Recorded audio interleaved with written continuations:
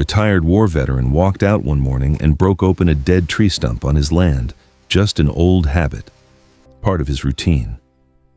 But what happened next? It shook the entire town. Beneath that stump was something no one could explain. Not scientists, not government officials, not even the man who found it. Stay with me, because once you hear what was inside that tree, you'll never look at the earth the same way again. Before we dive in, tell us where in the world are you watching from? And don't forget to hit that subscribe button because tomorrow's episode is truly mind-blowing. Let's get started. The morning sun eased over the rolling hills of northern Montana, where fields stretched wide and quiet beneath a sky too big for words. On the edge of this forgotten land stood a small, worn homestead, weather-beaten, scarred by years, but still standing, just like the man who lived there. His name was Caleb Whitmore, a Vietnam veteran who had long ago traded rifles for fence wire and metals for seed sacks. At 68, Caleb had the kind of face that looked carved from the land itself, lined, wind-burned, and honest. Folks in town said he didn't speak much, but when he did, the words stayed with you. After losing his wife 5 winters back, the old farm became his only company. He'd wake before dawn, step out with a thermos of coffee, and walk the perimeter of his land like a soldier on patrol. At the center of his field stood the remains of a tree, an ancient cedar stump so wide it once shaded half the valley. No one remembered when the tree fell, only that it had always been there, like it belonged to the earth more than anything else. Caleb called it the last sentinel, and one morning he decided to dig into it just to see what secrets it might still be holding. That morning was colder than usual, the kind of chill that sinks beneath your coat and nestles into your bones. Caleb stood before the massive cedar stump, hands on his hips, the breath from his nostrils rising in soft clouds. The stump had been there for decades, maybe a century, but something about it had changed. He couldn't say what exactly drew him to it that day. Maybe it was the way the ground had started to sink ever so slightly near the base, or maybe it was the whisper of wind that always seemed to hush when he walked by. The night before, he'd dreamt of the tree standing tall again, its branches stretching toward the stars like arms reaching home, and when he woke, something inside him whispered, "It's time." He fetched an axe from the shed, old but sharp from the hours he'd spent honing its edge. With a grunt, he took the first swing. The blade landed with a hollow thunk, sending vibrations up his arms and into his chest. Wood split away in splinters, damp and darker than it should have been. He swung again and again.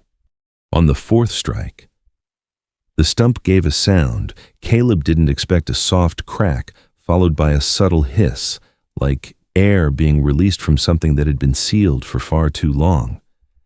He paused, squinting into the split. A trickle of something wet was forming inside. He knelt, wiped a gloved hand across the bark, and stared at his fingers. Wet, cold.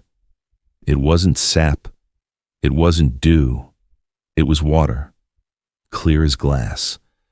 And it was seeping out of the heart of a tree that had been dead longer than most folks in town had been alive. Caleb leaned in closer, pressing his ear to the wood.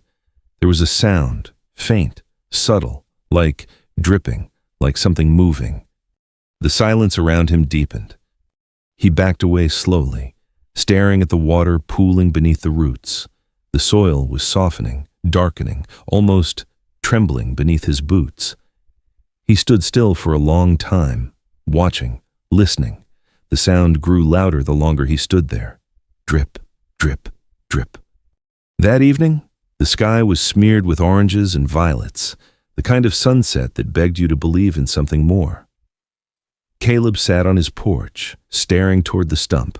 The water hadn't stopped. In fact, it had spread only by inches, but enough for him to notice. He called his daughter, Evelyn, who lived 2 towns over. She hadn't been to the farm in a while, not since the funeral. Caleb didn't mention the water. He just said, "Think you and Mason could swing by this weekend? There's Something here I'd like you to see." The next morning, the ground around the stump was soaked, as if it had rained only there. He pressed his palm to the bark again. It was cool, unnaturally cool, and slick with moisture. And when he closed his eyes, he swore he could feel it pulsing beneath the surface, like the slow heartbeat of something deep underground. By noon, he'd grabbed his shovel.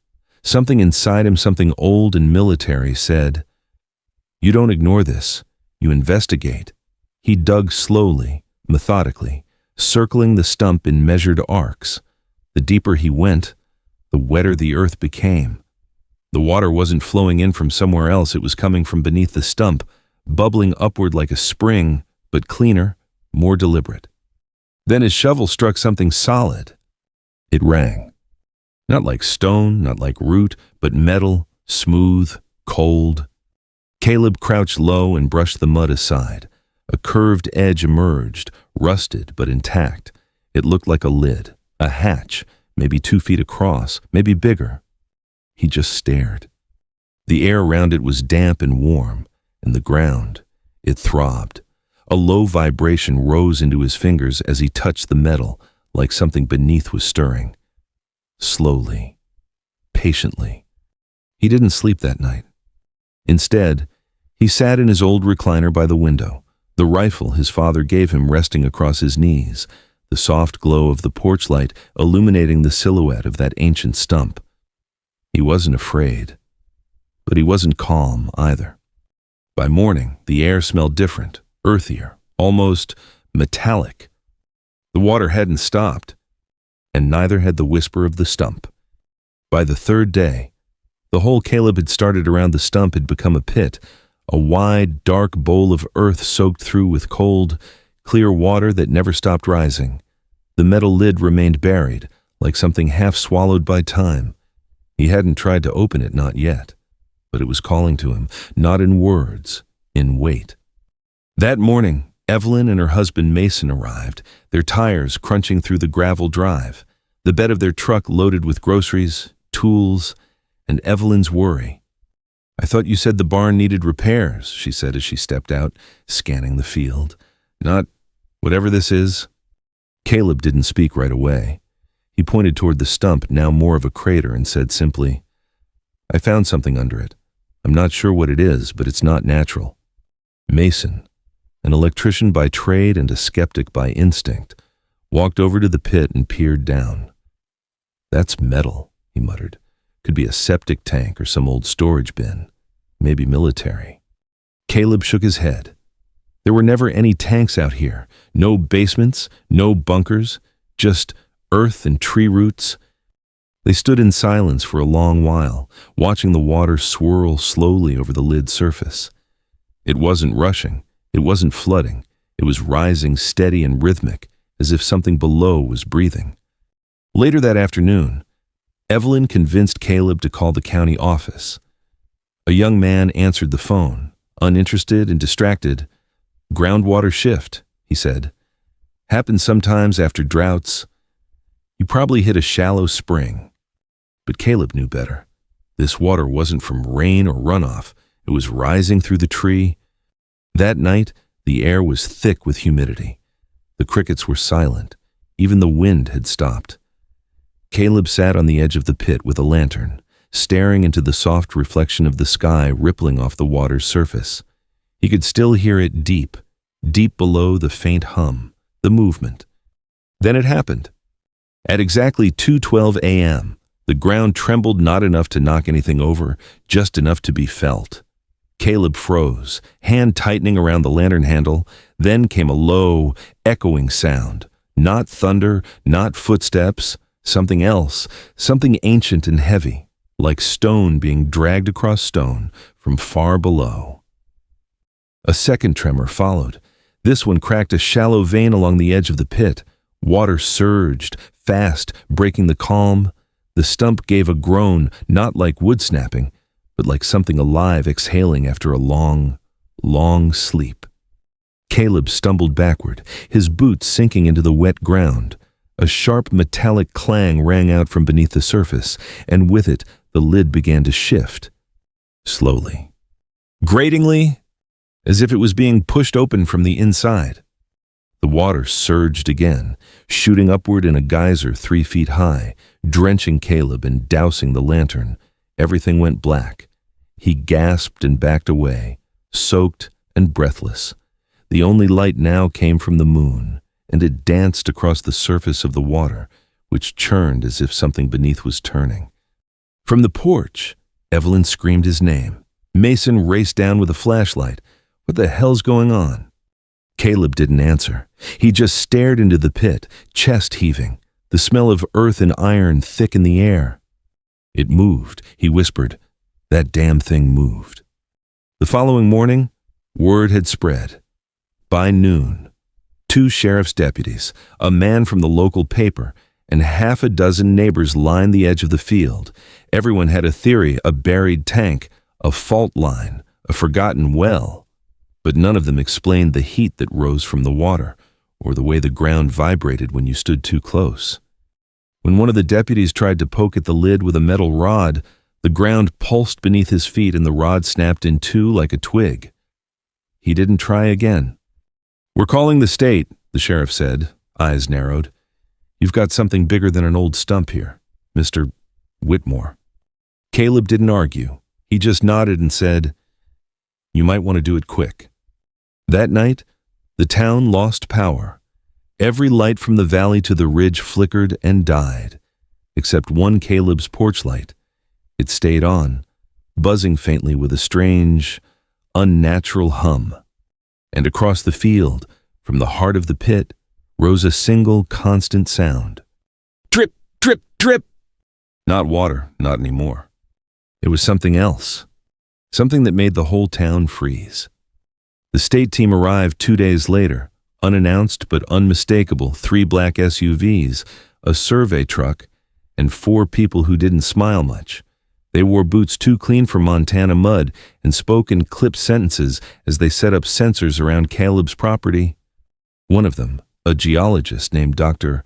Aria Lang, introduced herself with the kind of careful tone that made it clear she'd rather be anywhere else. "We'll be taking seismic readings," she said, "already scanning the terrain. Try not to disturb the area any further." Caleb just nodded. "I haven't touched it since the lid moved." She looked at him, eyebrow raised. It moved by itself. He didn't answer. By late afternoon, they had a dozen instruments humming softly in the breeze. Every few minutes, the machines would emit a sharp ping, followed by a low tone and some frantic scribbling in a notebook. Caleb watched from the porch, thermos in hand, face unreadable. Inside the house, Evelyn paced. "You should be resting," she said, watching her father from the window. "I've rested enough in this life," Caleb murmured. "And besides, the ground doesn't sleep anymore." That night, Caleb sat out in his chair again, the air thick with anticipation. The field looked calm, too calm. The surface of the water barely rippled, but beneath it, he felt the now familiar hum, not a sound exactly, more like a presence, brushing the edge of his thoughts. And that's when it shifted. He wasn't just hearing it anymore. He was remembering it. In flashes, moments long buried, the jungle heat of 71, the sound of rain hitting a tin roof in a place far from home, the feeling of holding his breath for hours at a time. He blinked, and it all vanished like smoke. The ground whispered again. Something deep inside him began to understand. The next morning, Dr. Lang knocked on his door, her eyes wide with something that wasn't quite fear, but close. "You need to see this," she said. She led him to a small monitor outside the truck. The screen showed a grainy, underwater image captured from a probe they had lowered into the pit overnight. At first, it was just silt and shadows, but then something moved. A shimmer. A structure, not metal, not stone. Something grown. "It's not a tank," she said, voice dry. "It's hollow, yes, but the walls aren't built. They're formed like an organic cavity, except it's older than anything we've ever found." Caleb stared, jaw tight. "Then what is it?" Lang didn't answer right away. "We don't know, but it's breathing." The pressure changes. They're rhythmic, constant, like lungs. A silence fell between them. The wind picked up slightly, rustling the yellowing grass along the fence line. "You said it moved," she finally asked. "The lid." He nodded, not by force, by invitation. Lang tilted her head. From who? Caleb looked out over the field, the crater now glistening in the morning sun. Not who, the land. She blinked, clearly unsure how to respond. He turned to her, voice quiet. "I think I was meant to open it." The team stayed longer than expected. They brought in more equipment, roped off the property, and even placed a drone above the site. Evelyn grew restless while Mason started sleeping with the shotgun next to the bed. The town, too, was changing. A family 3 miles down the ridge reported water seeping through their basement walls. Someone else swore the livestock wouldn't graze past a certain line anymore. Even the town's dogs, normally full of noise, were eerily quiet after dark. Then came the cracking. Not loud, not destructive. Just present. Tiny fractures in the roads, small tremors at sunrise, shifting earth that moved like a tide beneath their feet. Lang brought Caleb aside one evening, her hands shaking slightly. "We think the cavity is expanding, not collapsing, growing." "What does that mean?" "It means it's not dormant, it's active. It's pulling water from miles around, carving new paths through the stone." Caleb closed his eyes. In the back of his mind, he saw it again, the tree standing tall, its roots sinking deep not into soil but into something ancient, something that had always been there, waiting beneath the weight of years and memory. "It's not just groundwater, is it?" he asked. Lang hesitated.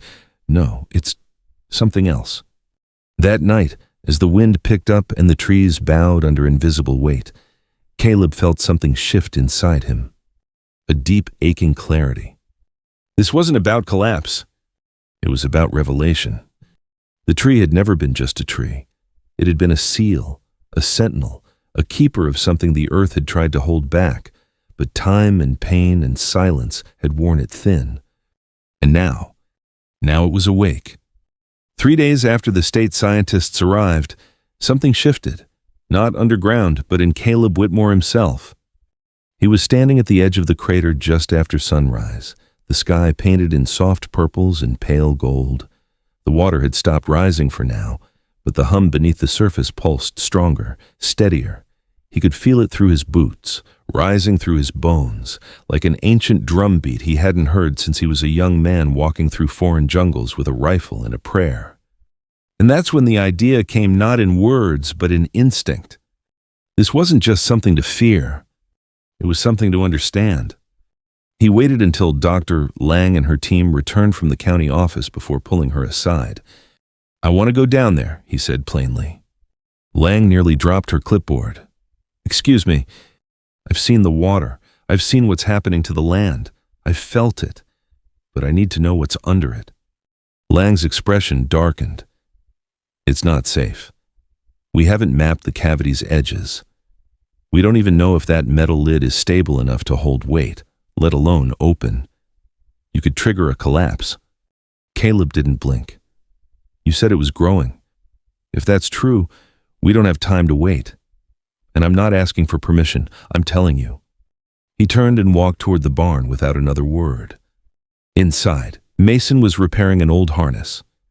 "You sure about this?" old man Mason asked, not looking up. "No," Caleb said, "but I've never been sure of anything that mattered." They fashioned a crude pulley system using the rafters of the barn and rigged an extension line from Mason's work truck, anchoring a harness to a climbing winch and repurposing an old cattle chute for support. Evelyn argued, cried, threatened to call anyone to stop him.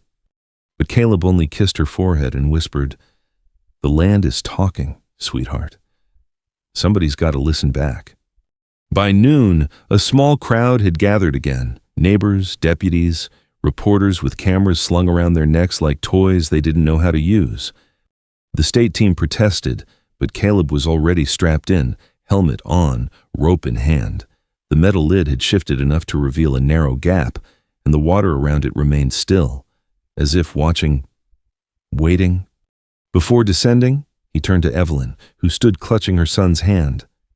"Tell Mason to hold steady," he said, "and if that winch so much as hums too loud, get clear of the pit." Then he lowered himself down. At first, there was only water cold, glassy, and strangely still. Then the rope tugged once, twice, as Mason let the winch unwind, lowering Caleb into the cavity below.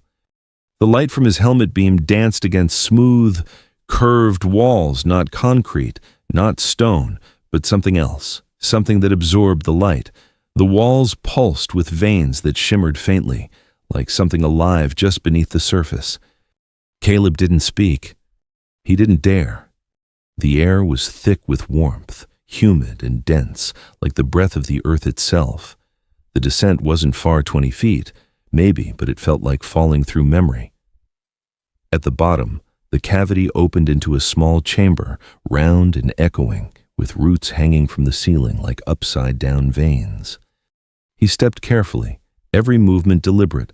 The ground beneath him was spongy, wet but solid, and at the center of the space, half buried in sediment, was a shape, round, pale, not natural.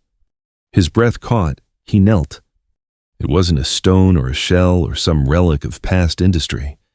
It was bone. Not human, not animal, something in between. Curved like a rib, massive, fossilized but humming, as if still alive. Caleb reached out and placed his hand on it, and that's when the pulse hit. Above, the machines on the surface screamed to life. Alarms blared. Lang shouted to shut everything down. The earth rumbled, but it didn't split. It didn't collapse. Instead, the air changed. The temperature dropped. The breeze vanished. And from the center of the pit, a low, resonant tone rose, a sound no one could explain. It wasn't thunder. It wasn't machinery. It was a voice. A note. A calling. And then silence. Minutes later, the winch turned again, and Caleb emerged, soaked, trembling, eyes wide but calm. The reporters swarmed. Lang demanded answers. Evelyn ran to him, hugging him with all the strength of a daughter who thought she might never again. But Caleb said only this: "It's not here to take from us. It's here to remind us." Lang stared. Remind us of what? That we're standing on bones older than memory, and they remember everything. From that moment on, the tone of the investigation changed. No more talk of drilling, no more digging, just listening, measuring, observing. The water level stabilized, the hum softened. The town was still scared. The headlines still came. But something had shifted, something that started with a man brave enough to climb into the earth, not for answers, but for truth and the land. It remained silent once again. But everyone who heard that sound, they knew it was still listening. In the weeks that followed Caleb's descent into the earth, the town changed, but not in the way people feared. There were no more tremors, no sinkholes, no rivers spilling up from the soil, but people talked softer now. They walked slower. The children who used to race their bikes past the Whitmore place now stopped at the edge of the old fence, peering across the field with wide eyes, whispering like the land might overhear them. And Caleb, he changed too. Before all this, he was just the quiet old vet who lived alone at the edge of town. Folks respected him, some feared him, but few really knew him. Now, everyone knew his name, but not because he chased fame. In fact, he avoided it. The press tried, the government tried harder. Men in suits came with contracts and whispered words like anomaly, site of interest, and classified. But Caleb signed nothing. He turned them all away. It's not for sale. He told them, not the land, not the truth. He wasn't trying to protect himself. He was protecting something far older. Evelyn stayed longer than she planned, maybe because she was scared to leave, or maybe because she saw something new in her father. Not just strength, stillness. Each morning, Caleb would walk to the edge of the pit, now fenced off by request, not law, and just listen. He'd kneel sometimes, press his hand to the soil, close his eyes, and some mornings he'd smile. Not because he was happy, but because he felt connected. For the first time in decades, since before the war, since before loss hollowed him out, he felt the world breathing again. One afternoon, Evelyn found him planting a sapling. She stood at the porch, arms crossed, watching him dig with quiet care, not like a man filling time, but like a man beginning again. She stepped down, walked barefoot through the damp grass, and knelt beside him. "You think anything will grow here again?" Caleb nodded, eyes still focused on the roots. If we listen to the land, it always finds a way to speak back. They planted together, no ceremony, no words, just hands in dirt, like his father once taught him. When they finished, Evelyn sat beside him, her jeans streaked with mud. "Why did it stop?" she asked softly. He didn't answer right away. The breeze stirred the edge of the water as the sun dipped low, setting the surface aglow. Then, in a voice that carried the weight of both burden and grace, he said, because it finally felt heard. People still asked questions. Some wanted explanations, others wanted miracles. But Caleb gave them neither. He gave them stories, told around a small fire pit beside the barn, fold-out chairs, tin mugs, just like the old days. The ones who came expecting a spectacle always left disappointed. But the ones who came with open hearts, they left with eyes shining. Even Mason, stubborn and skeptical, began to change. He stopped fixing things just to keep busy. He started building real things, things that would last. One evening, he brought Caleb a hand-carved bench made of old barnwood, said it was for sitting and listening. Caleb placed it beneath the oak tree that overlooked the field. That bench became the heart of the farm. Not the machines, not the structures, but the place where silence felt like prayer. Months passed. The grass grew taller, greener than before. Wildflowers returned to places where soil had once cracked with drought. The pit remained, though smaller, quieter, a natural spring now, with water as clear as memory. And that strange hum, still there, softer now, almost like a lullaby.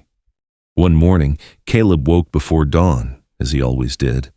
He brewed coffee, put on his old boots, and stepped outside. But something was different.